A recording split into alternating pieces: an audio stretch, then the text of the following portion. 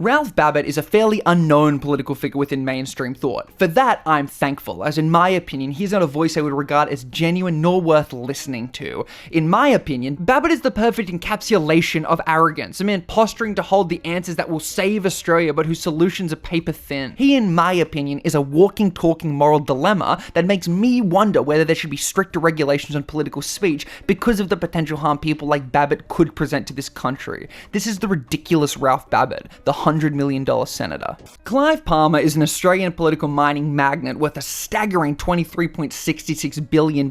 For reference, Clive Palmer could afford to build the Sydney Harbour Bridge 2.8 times, accounting for inflation. Now, being the 5th richest Australian, you could fund disease cures, fight homelessness, and assist with education. But no, instead Clive spent $100 million to campaign for his United Australia party.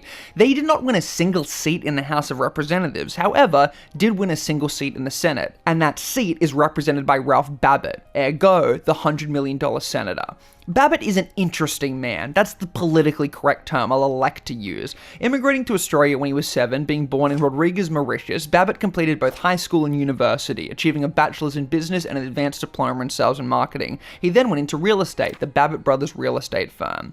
Ralph dipped his toe into the political pool, so to speak, back in 2011, being part of the committee of the Australian Sovereignty Party. The ASP was a mismatch of libertarian values bred with globalist conspiracy, in my opinion. Unsurprisingly, they never contested a single election and would be registered in 2013 as they had fewer than 500 members.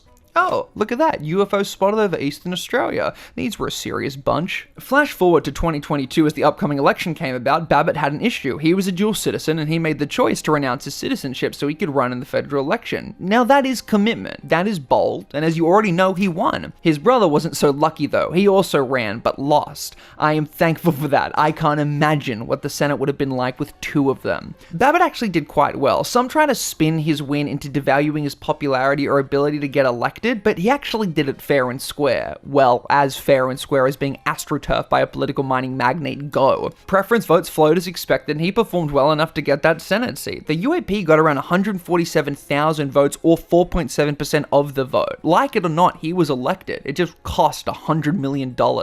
Babbitt's maiden speech gave a real insight into him as a person. I also believe that, in my opinion, it is a profoundly powerful example of one's values not aligning with their future actions. That is the bones of what this video will be, highlighting the dissonance between the supposed values and the man. He was not someone groomed in the political machine, wanting Australia to be not as the left, not as the right, just Aussies. Taking aim because there were powers beyond our shores, seek ever-increasing levels of control and influence over the direction of our country and our people. Not allowing unaccountable international groups and organisations to exert undue influence over the future of Australia.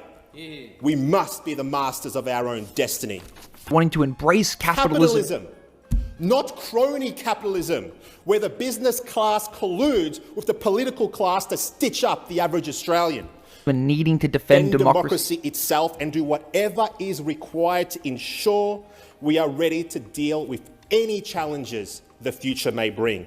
Commenting on the steady decline of our traditional institutions, such as family, marriage, religion, the sanctity of life, patriotism, borders and education, to name a few. With radical Marxist ideology has been marching through our institutions for some time. Terms like white privilege and gender fluidity have now become commonplace. That for too long we have allowed those who would seek to control and subvert the democratic process to divide us. Wanting to rediscover a love of individualism, a love of freedom. Encourage the government to cast aside minor differences. Wanting to remember always that the best welfare is a job, that the best security is a home, that the best life is a family, and the best country, it's Australia. Let's see how he goes about promoting those values, shall we? Babbitt wants Australia to rediscover a love of individualism, and he also campaigned on speaking against an ever-growing powerful and authoritarian government.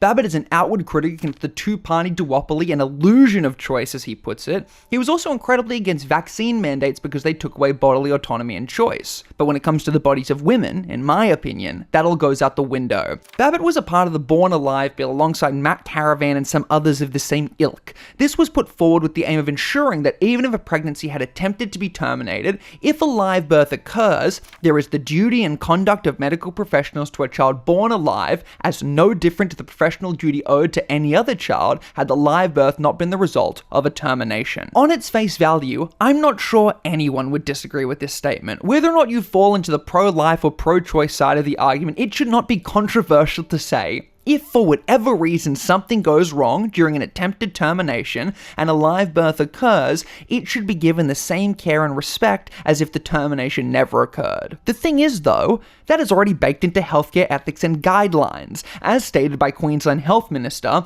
all babies born with signs of life are treated with the same dignity, respect and access to healthcare as any other person in Queensland. On top of that, the Victorian and Queensland examples used, in my opinion, ignored the fact that these terminations occurred because the fetus had no chance of survival and the life of the mother was at risk. In cases such as these, and in the case of other late-term terminations, medication is offered that would euthanize the fetus in the womb. At times, live birth does occur and the baby is given palliative care if required. Let's say the feticide injection does not occur and another method is used. In the US, 6 states report on born alive terminations. Minnesota had 10,177 terminations, 3 born alive. Florida had 70,083 terminations, 6 born alive. Arizona had 12,553 terminations, 10 were born alive. Oklahoma, between 2012 and 2016, none were born alive. Texas, with 3 years stats are available, none were born alive. And Michigan, I could not find statistics on.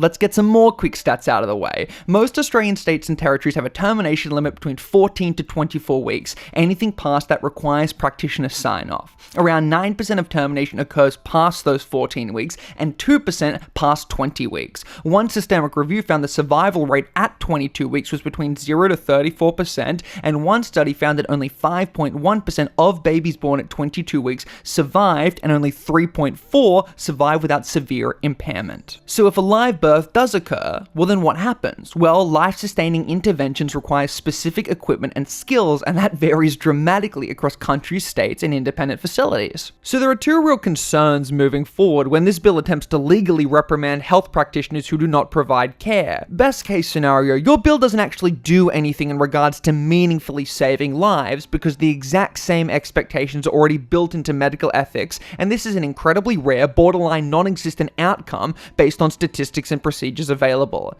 I guess that's not entirely fair. This bill could potentially save lives by, taking away parent autonomy and forcing doctors to perform quote-unquote heroic procedures that would most likely still lead to the baby's death, whilst creating trauma for all those involved. This also opens up a host of issues about custodianship and who takes responsibility for the child and what that looks like.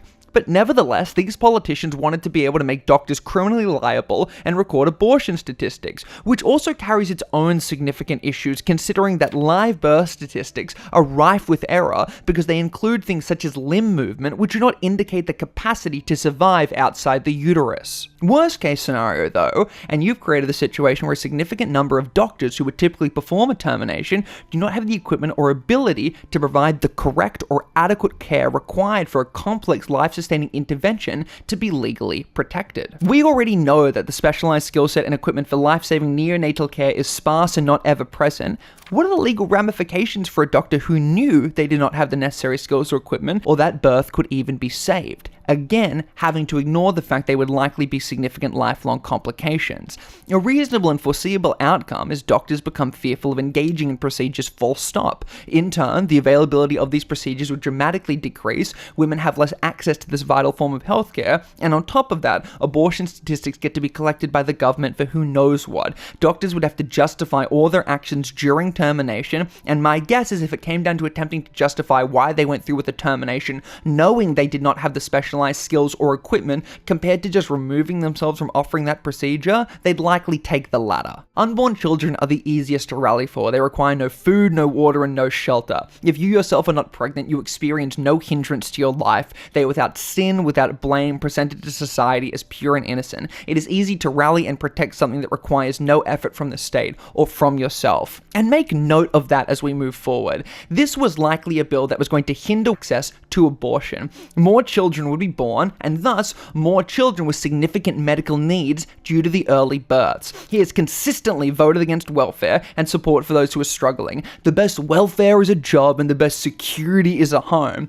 But for those who are unable to achieve that on their own, Babbitt, in my opinion, seems to care not. Babbitt has consistently voted against free university and TAFE, which would mean those unborn children would be guaranteed education into adulthood. He's voted against federal action on public housing, which would ensure those children would be guaranteed to be born into a home with a place to sleep and a roof over their heads, and voted against increasing housing affordability, so one day those children may themselves be able to afford the best security, as he puts it. Babbitt has made no efforts to increase funding to the NDIS so those children could get the medical care they may need, and in my opinion, Babbitt seems to care more about one thing once those children are born: that they don't experience LGBT indoctrination and Marxist ideology in public schools. Babbitt's side of the aisle wheel out 3 core examples of babies being born and left to die, and you know what? They're devastating. No one should read the story of Jessica Jane or Xanthi and think, oh, who cares? These sound like genuine failures within the medical system, and things do need to be implemented to make sure they do not happen. That is even if they are real and verifiable, because it's hard to tell given how politicized they have become.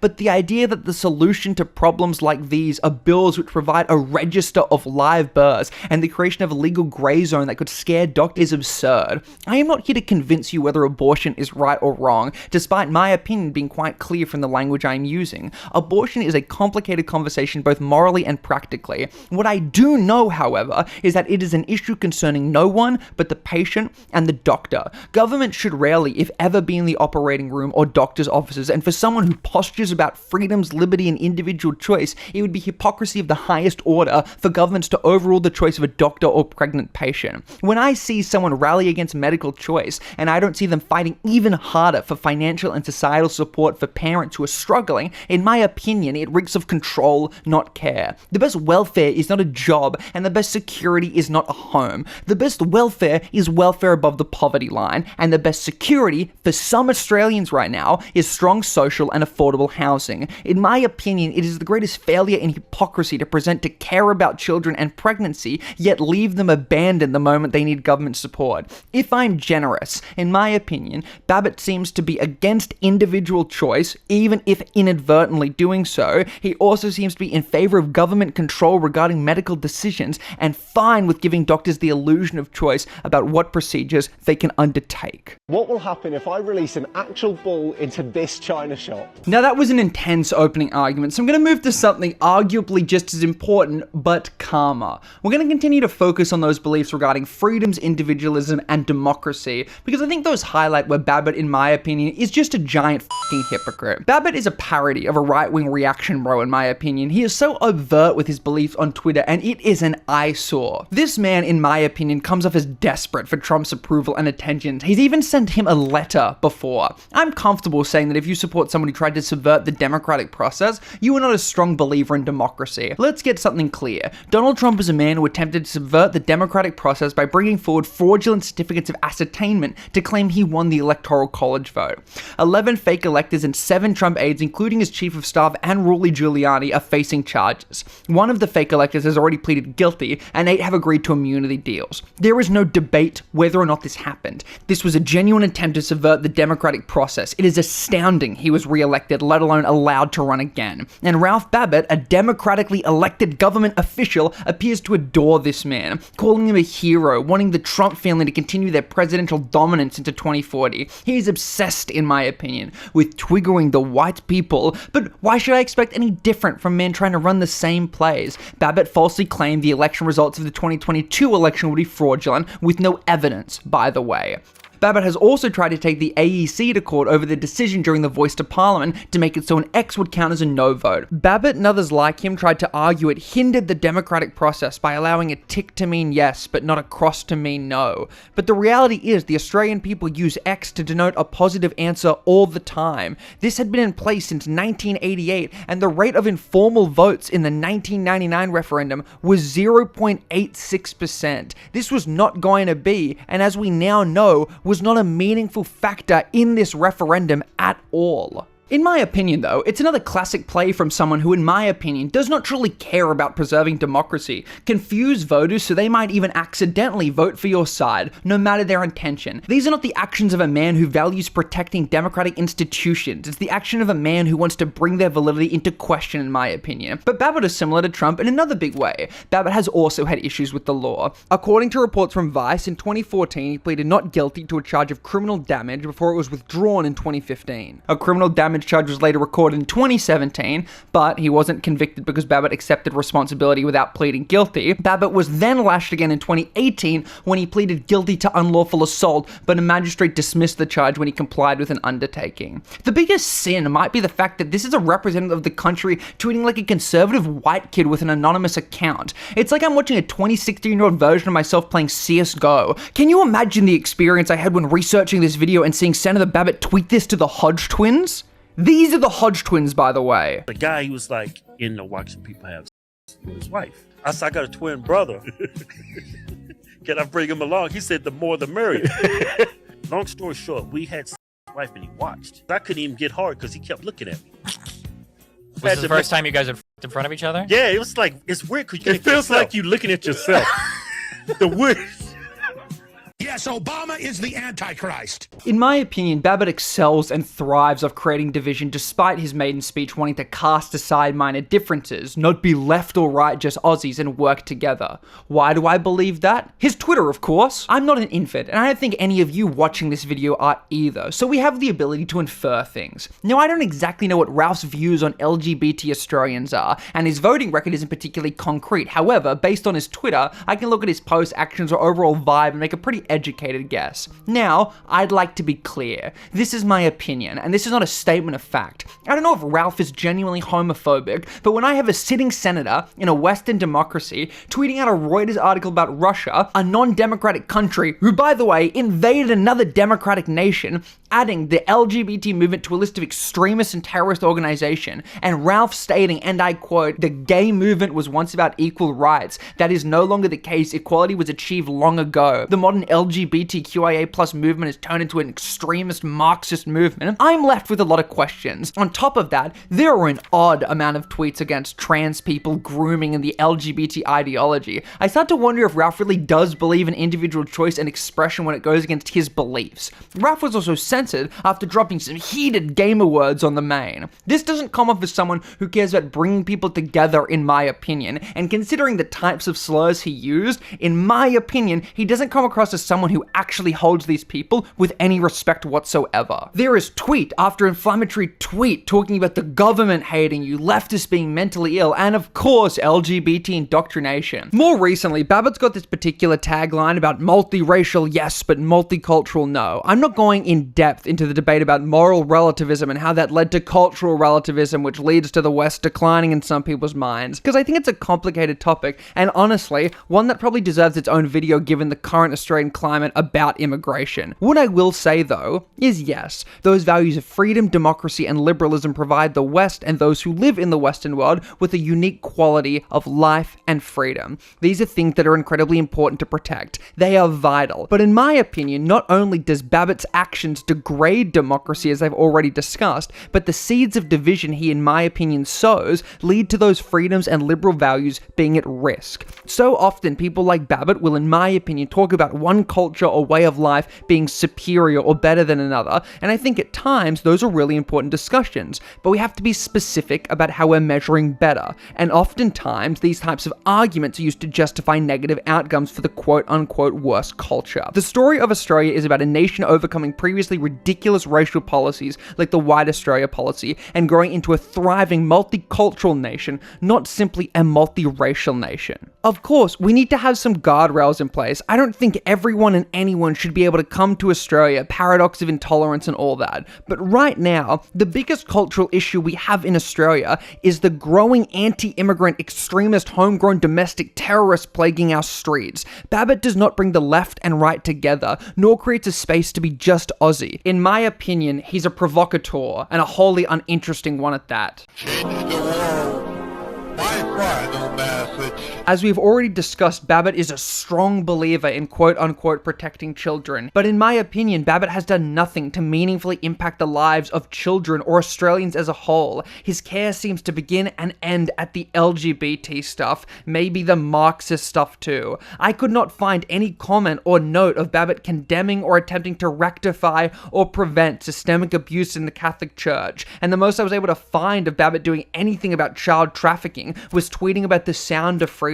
I've said what I needed to about how, in my opinion, it's gross how Babbitt has done nearly nothing to actually improve the lives of parents and children. But I guess why waste effort on addressing real-world issues pertaining to children when he can focus his efforts on providing theatre for his followers? And in my opinion, this core failure to actually attend to anything that would make a material difference is perfectly highlighted through his Senate inquiry work for excess mortality. Babbitt was fixated on excess mortality being due to the vaccines. Excess mortality has increased since the COVID pandemic, and some proportion of the population, Babbitt included, seem to be convinced that it can't be due to COVID or any other health concerns. Some of these people even suggest it was the vaccines. So what did Babbitt do? He took it to the Senate for an inquiry, a long, drawn-out process where expert witnesses and evidence are brought in front of a panel who listen diligently, then give advice and recommendations.